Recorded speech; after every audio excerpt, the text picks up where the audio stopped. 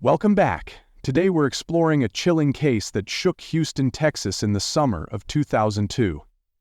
As we open this story, it's hard not to recall a piercing line from the courtroom that still lingers in the corridors of memory. "She just kept going around and around," one witness testified, voice trembling, and the sound of the engine was the only thing louder than our screams. The crime we're about to delve into, one that left a family in tatters and a community reeling, unfolded beneath the unforgiving glare of a hotel's floodlights and the shimmering Texas heat. It drew the eyes of an entire nation and sparked debates that continued long after the trial concluded, leaving behind lingering questions about love, betrayal, and the ferocity of human emotion when trust is shattered. In late July 2002, the Houston suburb of Nassau Bay was jolted by the news. A well-respected local dentist, David Harris, had been run over and killed in a Hilton hotel parking lot. The perpetrator was not some unknown assailant in a mask, nor a stranger fueled by greed. Instead, the driver was David's own wife, Clara Harris, who had discovered his infidelity and, in a moment that would be recorded by private investigators' cameras, drove her Mercedes-Benz over her husband's body multiple times. It was a crime so raw, so unexpected, that even seasoned reporters fought back tears while delivering the evening news. People in the community who had once looked upon David and Clara's marriage as a fairy tale success story found themselves stunned and searching for answers. The emotional stakes could not have been higher. David Harris's family, friends, and colleagues would soon gather at his funeral, held at a local church decorated with white lilies and flickering candles. There, the air was thick with grief, confusion, and a haunting silence that only punctuated the sobs echoing from the pews. Outside, neighbors lowered their flags to half-mast. Patients from the couple's dental practice, many of them loyal to the Harrises for years, left flowers at the office doorstep. The community struggled to reconcile the gentle image of David, the warm smile, the caring demeanor, the reassuring handshake, with the violent, deadly betrayal that ended his life. Local talk radio stations erupted with callers trying to make sense of it all. Some labeled the tragedy as a crime of passion, others called it an unforgivable act of murder. Many marriages in the area suddenly felt fragile. The veneer of security that stable suburban life promised now showed cracks. Suddenly, infidelity wasn't just a moral failing, it was a cause that, left unchecked, could lead to the most unthinkable outcome. A week after David's death, in the quiet shade of a cemetery lined with live oaks, family members placed roses on a polished headstone. The weather was oppressively hot, over 90 degrees, and the humidity made the air almost too thick to breathe. Mourners dabbed at their faces with handkerchiefs, not sure if it was sweat or tears, as a pastor's voice wavered through a final prayer. Video footage from local news stations captured the rawness of that moment, playing it over and over in nightly broadcasts. This crime had become more than a headline. It was a deeply personal story that rattled the core of a community. One longtime resident compared the event to a painful wound. "We all knew them, at least by reputation," he told a journalist during a candlelight vigil. "And when something this violent happens in our backyard, it makes us question everything we thought we understood about love, marriage, and safety." The city of Houston, usually humming along on the wings of business and progress, paused to reflect on this extraordinary tragedy. In the coming weeks and months, trials and testimonies would reveal more details, each one cutting deeper, each one revealing the cracks hidden beneath the surface of a seemingly perfect marriage. Before we go deeper into the crime itself, it's essential to understand who David Harris was. A man whose life had been marked by hard work, generosity, and a steady presence in both family and community. David, who was 44 at the time of his death, was not just a victim in a headline. He was a husband, a father, a colleague, and a friend. He was a man whose dreams were cut short and whose absence would ripple through the lives of everyone who knew him. David Lynn Harris had come into this world on a warm August day in 1958. Born and raised in a middle-class family in Texas, he had grown up surrounded by love and discipline. His parents instilled in him early on the value of dedication and respect. By the time he reached adulthood, David had carved out a path for himself in the field of dentistry, eventually becoming a well-regarded orthodontist. Those who knew David described him as driven but kind, ambitious yet empathetic. He made a name for himself not only as a skilled dental professional, but as the kind of man who would remember birthdays, call to check on an ailing friend, and participate eagerly in local events.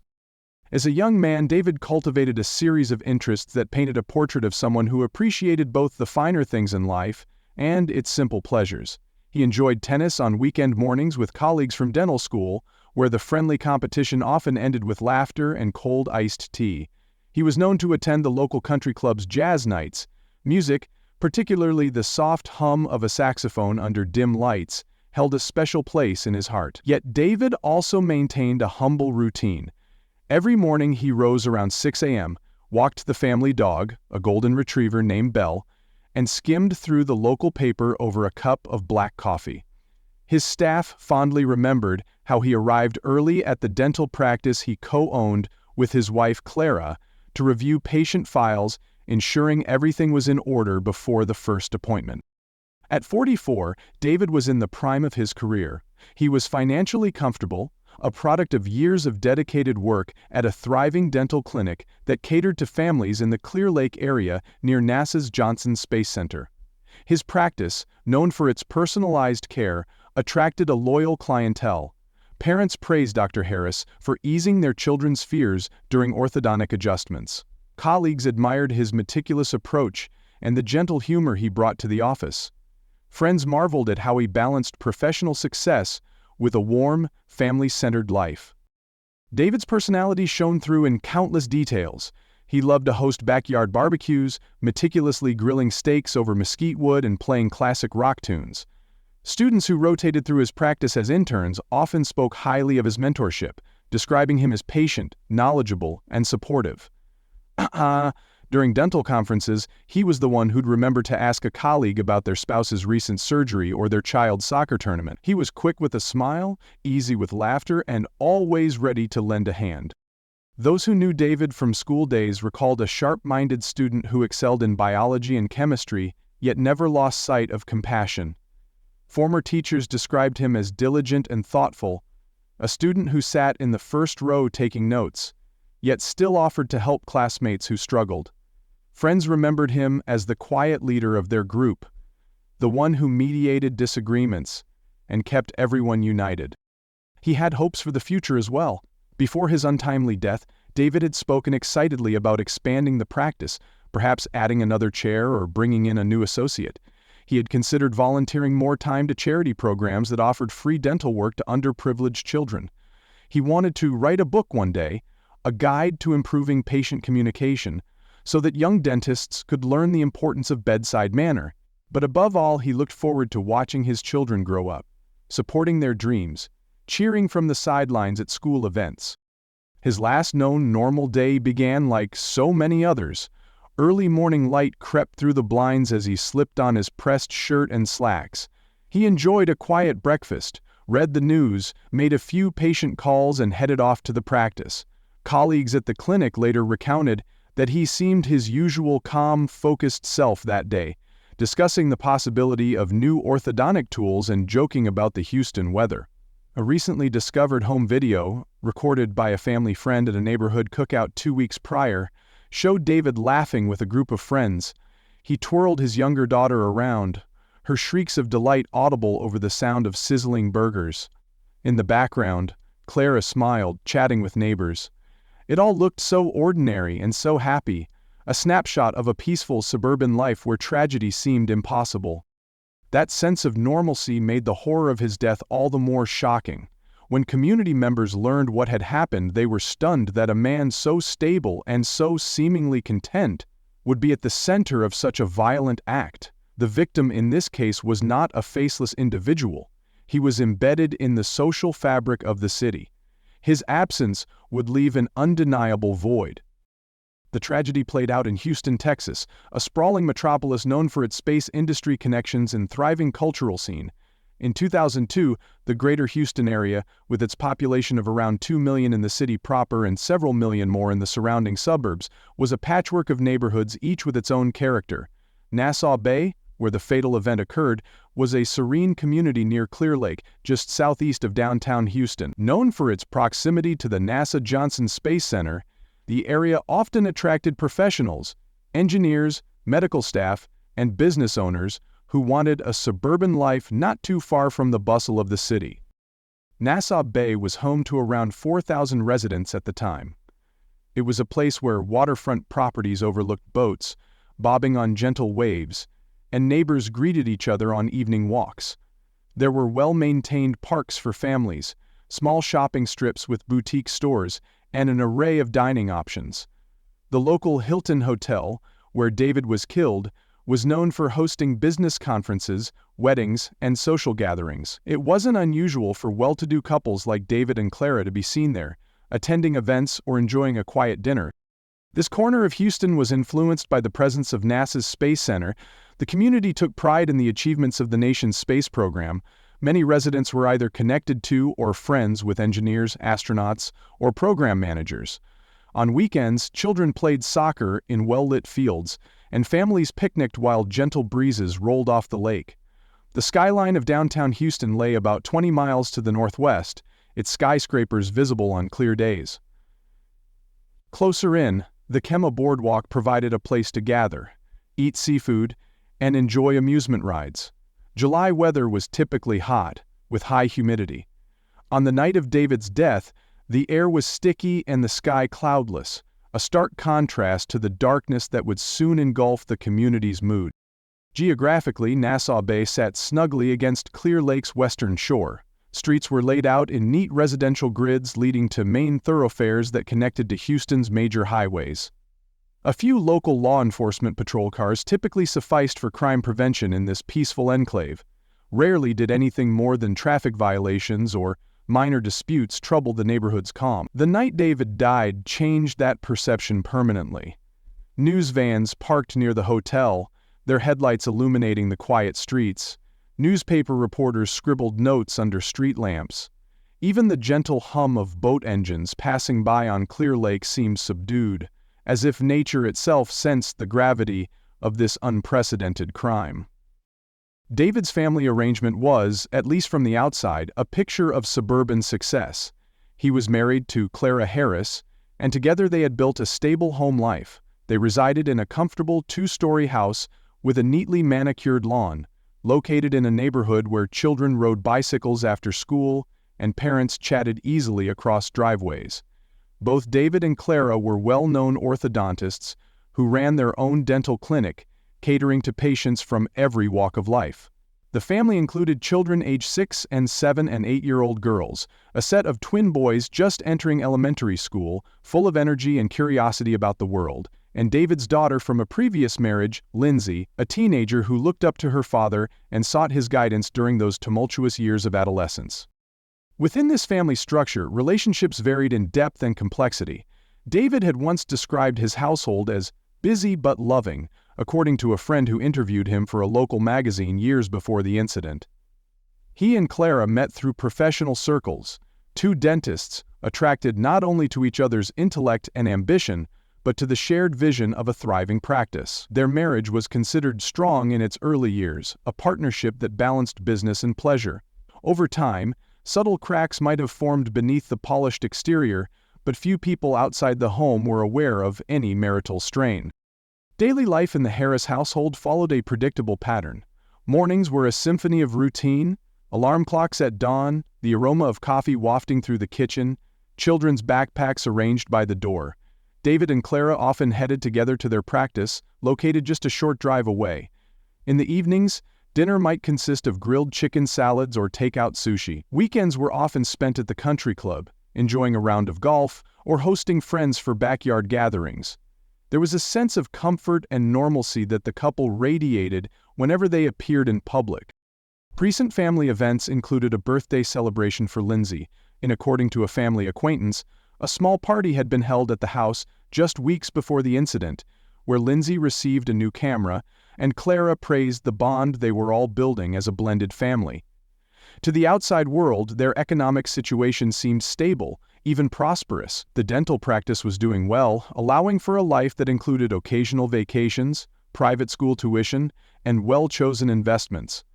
The Harrises were not flashy, but there was no mistaking their comfortable standing in the community.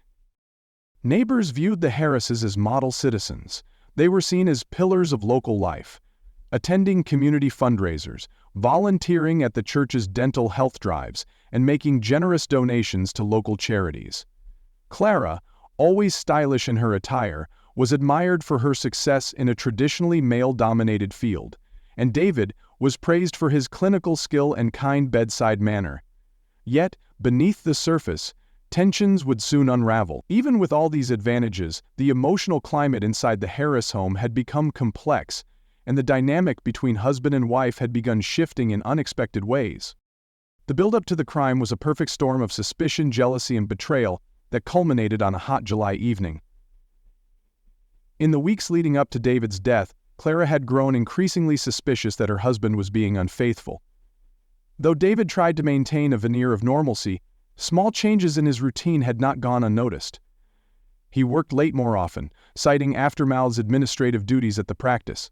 He took phone calls in hushed tones from a corner of the living room. There were whispers that he had grown close to a former employee, meeting her for dinners that weren't on the family's calendar.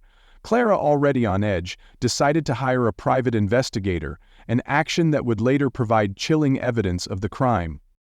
On July 24, 2002, David's last known movements were documented in a patchwork of witness accounts, CCTV footage, and phone records. By 3 p.m., David had finished seeing patients and left the dental office. From 3:30 p.m. to about 5 p.m., he was reportedly at a local cafe, according to a waitress who remembered him because he was a regular. He made a phone call around 4:15 p.m., captured by cell tower records, to a number belonging to the woman he had been seeing. By early evening, David's black SUV pulled into the parking lot of the Nassau Bay Hilton. Security camera footage, later presented in court, showed him meeting a woman in the lobby at approximately 7 p.m. Both were dressed casually. Their interaction appeared cordial, even affectionate. The weather that night offered no respite from the tension. Temperatures hovered around 88 degrees even after sunset, and humidity was high. The parking lot was lit by tall, bright lamps that cast stark shadows. Witnesses later described seeing a white Mercedes-Benz circling the lot. One recalled checking his watch. It was 7:50 p.m. when he noticed the car for the second time, driving slowly, as if looking for something or someone. Another witness said the driver seemed in a hurry, but also lost, glancing at the rearview mirror repeatedly. Social media was not as prevalent in 2002 as it would be in later years, but phone records and beeper messages showed increased tension. Clara had made multiple calls to friends and to the private investigator that evening, growing more agitated as time passed. She wanted confirmation of David's location. According to later testimony, Clara had told a confidant on the phone at around 7:30 p.m., "I'll make sure he never lies to me again," her voice shaking.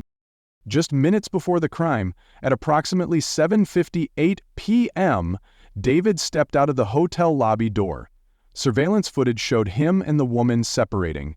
He turned to head towards his SUV, and she lingered behind in the glass-covered foyer.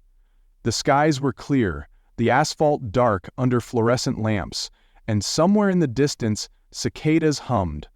At 8 p.m., according to multiple witnesses, the white Mercedes roared into view. Tire marks, later photographed by forensics, would tell the story of what happened next.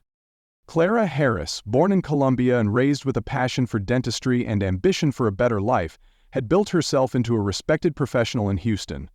By 2002, she was in her 40s, and like David, she was a practicing dentist. She wore her success gracefully.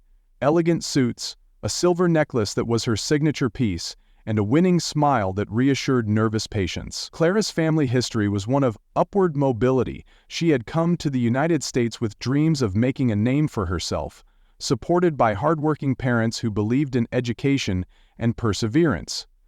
Over the years, she worked tirelessly, completing her dental education and eventually co-founding a practice that became a local success story.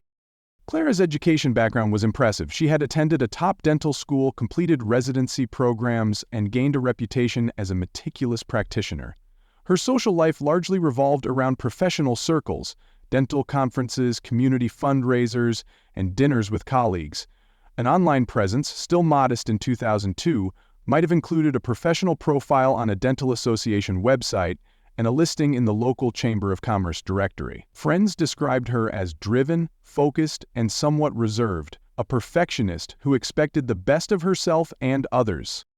Known behaviors included meticulous planning, attention to detail, and a certain intensity that could be intimidating to some. Though no major previous incidents of violence were recorded, Clara had a strong personality and was not known to back down from conflict easily. Psychological experts later commented that she might have internalized stress for years, balancing career, family life, and marital insecurities before it all erupted in a single night of uncontrollable rage. Her relationship to David was at the center of her life. They had married in the 1990s and worked side by side at the clinic, forging a reputation as a dynamic duo in dentistry. Patients saw them as a power couple, professional equals who complemented each other's strengths. Yet, in the months before the crime, subtle hints emerged that Clara felt overshadowed or threatened. A diary entry later submitted into evidence revealed her fears of losing David to another woman. "I feel him slipping away," she wrote. "Everything we built seems fragile. I cannot live without him." Colleagues recalled that Clara seemed more restless in the last year of the marriage. She asked pointed questions about David's schedule, showed interest in who he was meeting, and occasionally arrived unannounced at events where he was expected to be. This anxiety, combined with the revelation of his infidelity, would set the stage for a confrontation unlike anything the quiet streets of Nassau Bay had ever seen. The night of July 24, 2002 was a perfect storm for Clara's unraveling. She had solid evidence, courtesy of the private investigator, that David was meeting his mistress at the Hilton. She knew the time and place. She arrived there not as a composed professional, but as a woman betrayed, emotions simmering to a boil. Clara's intentions that night remained debated. Did she plan to confront him verbally? Did she intend to scare him? Or was she seized by a rage so blinding that logic vanished in an instant? As the investigation and trial would later show, Clara's background did not predict such violence. She had never been charged with any crime, was respected in her field, and had no known history of volatile outbursts severe enough to hint at homicide. Experts later speculated about mental strain, emotional trauma, upon discovering the affair, and the ways suppressed anger can erupt. But on that fateful evening, none of these analyses mattered to the people who watched in horror, as the white Mercedes accelerated. At approximately 8 p.m., the crime unfolded with shocking swiftness. David Harris stepped out of the Hilton lobby, the parking lot lit by cold white lamps. The white Mercedes, driven by Clara, appeared at the lot's entrance. Witness accounts suggest that David spotted the vehicle too late. Several onlookers distinctly remember hearing the engine's roar. Clara's Mercedes lunged forward, headlights flashing, and struck David. He was thrown onto the pavement, and in what seemed like an eternity compressed into seconds, Clara circled around and ran over him again. A private investigator's camera captured the brutal scene, which would later be played frame by frame in court, silencing the jury and public alike. The exact timeline, reconstructed from hotel CCTV footage and multiple witness statements, indicates the first impact happened at 8:15 p.m. Screams erupted. People in nearby cars honked, shouted, and rushed to call 911. A woman's voice could be heard yelling, "Stop! Stop!" The mistress, visible in the footage behind the lobby's glass doors, pressed her hands over her mouth in horror.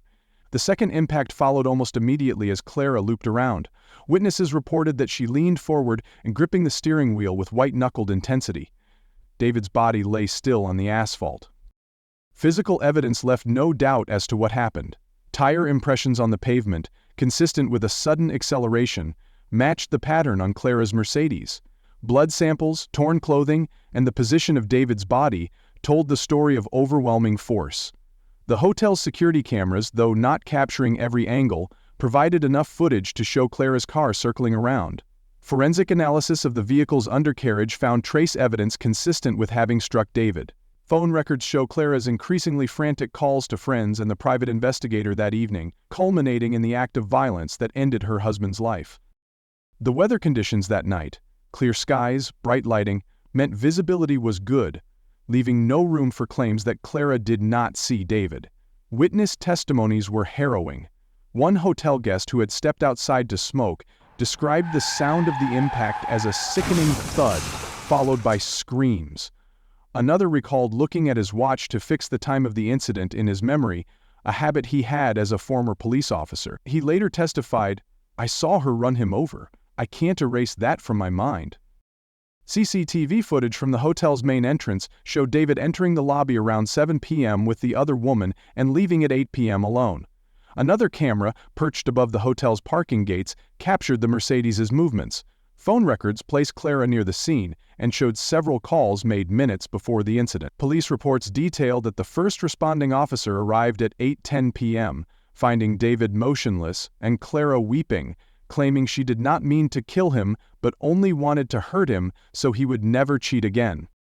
The crime scene description is chilling. David's body lay near the front of his SUV, keys still in his pocket, his cell phone broken on the pavement. The white Mercedes idled a few yards away, the engine still warm, headlights illuminating a tableau of death and despair. Around them, bewildered hotel guests and staff attempted to make sense of what they had just witnessed.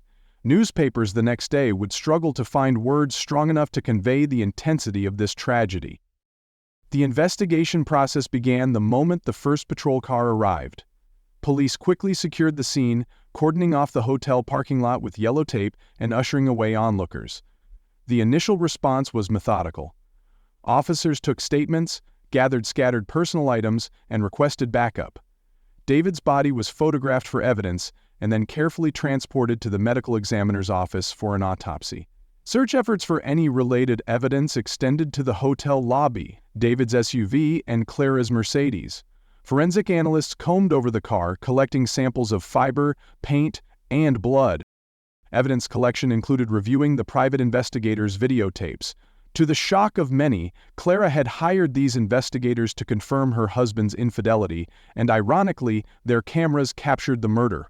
Investigators interviewed witnesses, hotel employees, guests, passers-by, and each recounted similar versions of the event: a furious wife, a terrified husband, and a fatal collision under the hot Texas night.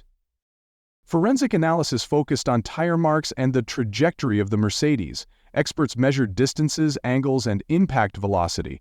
The breakthrough moment in the investigation came when detectives reviewed the videotape obtained from the private investigator. It showed unmistakably that Clara circled the lot and hit David again after the initial impact, leaving no doubt about intent. Police statements to the media were cautious, but acknowledged the gravity of the crime. "This appears to be a case of domestic violence taken to an extreme," said one spokesperson. Community involvement surged. Neighbors called tip lines, offering any recollection they had of recent arguments they might have overheard. Churches organized prayer groups, and local women's shelters highlighted the dangers of domestic disputes escalating into violence. Meanwhile, the media camped outside the Harris household and the dental practice, seeking interviews and filming any activity around the property. A timeline of the investigation shows efficiency. By the end of July, forensics had a clear picture of how the crime occurred. By August, police had compiled a robust set of evidence that left little room for mystery. That didn't stop the rumor mill, though. Local talk shows speculated about a momentary lapse of sanity, while tabloids focused on the affair. The media coverage was intense, with reporters analyzing every detail, from Clara's body language during initial questioning to the tone of her voice in recorded calls. With the evidence mounting, Clara Harris was arrested. She was charged with murder, and the case moved swiftly to legal proceedings. The prosecution had video evidence, eyewitnesses, phone records, and forensic analysis at its disposal. The defense would have to craft a strategy that explained this unimaginable act in a manner that might reduce culpability. Clara's arrest details were straightforward. She was taken into custody on the night of the murder, read her rights, and placed in a patrol car as cameras flashed. The charges filed were murder intentionally causing the death of another human being, Court proceedings began with a media frenzy. Journalists from across the country descended on Houston. Each hearing drew crowds, with some people lining up at dawn to secure a seat in the courtroom. Witness testimonies played a central role. Hotel guests described the horror of seeing a man run over repeatedly. The private investigator testified, presenting video evidence.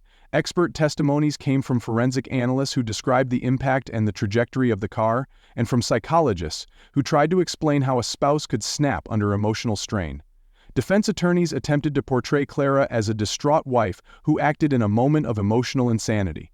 They emphasized her previously clean record, her professional success, and the shock of discovering her husband's betrayal. They argued that she had not intended to kill David, only to confront him, and that she lost control. The prosecution's approach was more direct. They highlighted the deliberateness of the act. Running over David once could be seen as vehicular manslaughter if accidental, but circling back and running over him again showed intent. The video footage left the jury with a stark image of rage overtaking reason. Court documents revealed that Clara's own words, captured shortly after the incident, were damning. She admitted wanting to hurt him, to prevent him from leaving her for another woman. Witnesses recalled her screaming at the scene, and that emotional outburst contrasted sharply with her polished public persona. The media dubbed the trial the Mercedes murder, sensationalizing the wealth and status of the couple. A verdict was delivered after a tense deliberation. In February 2003, Clara Harris was found guilty of murder. The sentencing was swift and severe. She received 20 years in prison, a sentence that signaled the court's refusal to excuse what it viewed as a crime of passion taken too far. Appeals followed, as is common in such high-profile cases, but the central verdict stood. Clara Harris would serve her time, while the community struggled to make sense of what had transpired. The impact and aftermath of the crime reverberated through Houston and beyond. The community response was multifaceted. Some residents felt sympathy for Clara, seeing her as a woman driven mad by betrayal.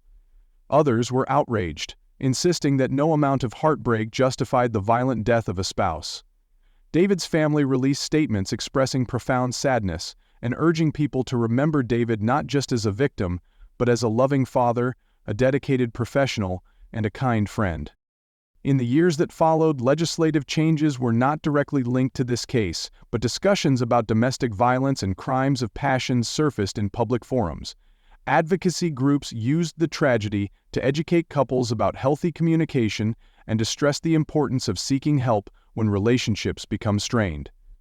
Memorial services for David were held annually by some of his loyal patients and friends, ensuring that his memory did not fade with time. Photographs and personal anecdotes were shared, painting a picture of a man whose life was about more than just how it ended.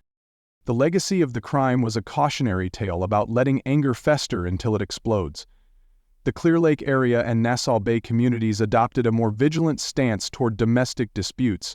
Local police departments worked closely with community organizations to raise awareness about signs of escalating domestic tension. Some dental and medical associations in Houston implemented stress management workshops and counseling services to help professionals cope with the pressures of work and family, hoping to prevent similar tragedies.